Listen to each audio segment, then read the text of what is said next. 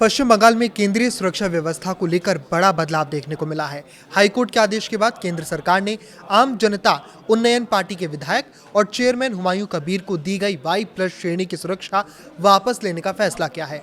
नमस्कार, मैं आशुतोष जोशी और आप देख रहे हैं न्यूज़18 का डिजिटल प्लेटफॉर्म। हुमायूं कबीर ही नहीं बल्कि इसके साथ ही राज्य के 41 बीजेपी उम्मीदवारों और कई अन्य व्यक्तियों को प्रदान की गई केंद्रीय सुरक्षा भी हटा दी गई है।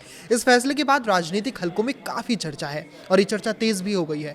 हुमायूं कबीर, जिन्होंने पहले तृणमूल कांग्रेस से अलग होकर अपनी नई पार्टी बनाई थी और चुनाव लड़ने का ऐलान किया था, उन्हें संभावित सुरक्षा खतरों को देखते हुए केंद्र सरकार द्वारा Y+ सुरक्षा प्रदान की गई थी।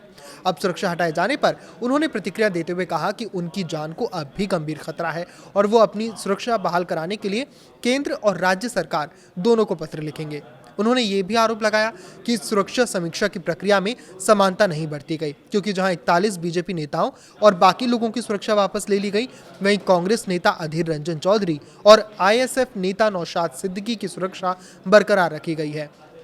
हुमायूं कबीर का यह भी कहना है कि उनके खिलाफ लगातार राजनीतिक और व्यक्तिगत खतरे बने हुए हैं, इसीलिए उन्हें पर्याप्त सुरक्षा मिलनी चाहिए।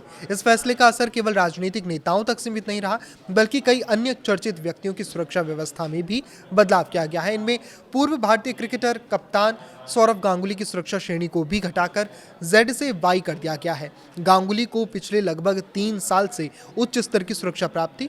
मई 2023 तक उन्हें Y श्रेणी की सुरक्षा मिली हुई थी, जिसके तहत कोलकाता पुलिस की स्पेशल ब्रांच के 3 सुरक्षाकर्मी उनकी व्यक्तिगत सुरक्षा में तैनात रहते थे हर वक्त, जिनमें 2 हथियारबंद अधिकारी शामिल थे। उनके निवास पर भी अतिरिक्त पुलिस बल मौजूद रहता था।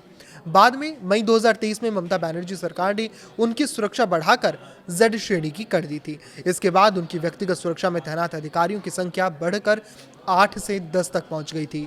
उनके घर की सुरक्षा व्यवस्था को भी और मजबूत किया गया था।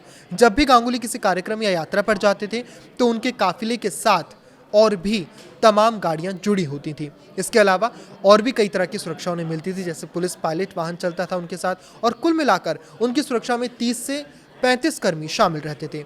हालिया समीक्षा के बाद अब उनकी सुरक्षा व्यवस्था को फिर से कम कर दिया गया है और उन्हें Y श्रेणी की सुरक्षा प्रदान की जाएगी। राज्य में सरकार बदलने के बाद प्रशासन की ओर से कई राजनीतिक नेताओं, जनप्रतिनिधियों और चर्चित हस्तियों की जो सुरक्षा थी, उनका पुनर्मूल्यांकन किया जा रहा है। अधिकारियों का कहना है कि सुरक्षा केवल वास्तविक खतरे के आकलन के आधार पर ही जारी रखी जाएगी।